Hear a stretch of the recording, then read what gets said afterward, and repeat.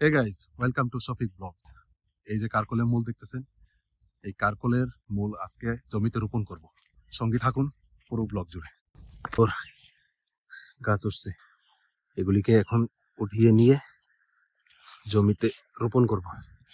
এক একটা কারকলের মূল থেকে কত সুন্দর কারকল গাছ উঠছে, এগুলিকে নিয়ে আমরা বিটের মধ্যে লাগাবো।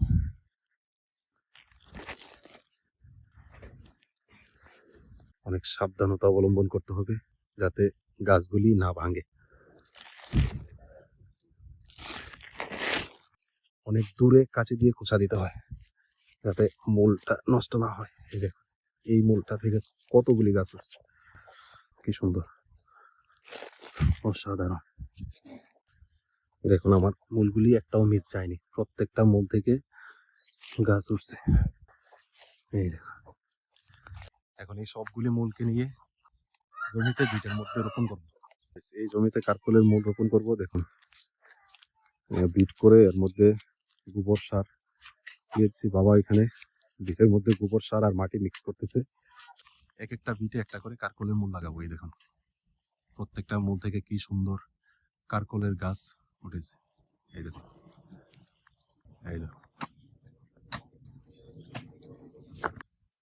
প্রথমে জৈব সার আর মাটিকে মিক্স করতে হবে।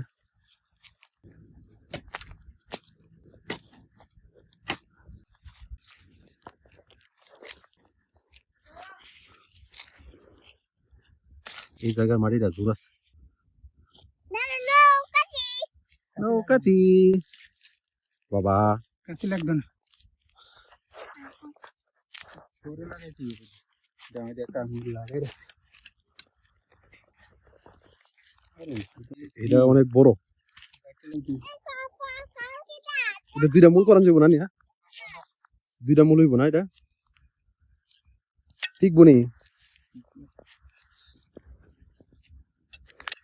দেখুন এটা আমাদের সবচেয়ে বড় মূল।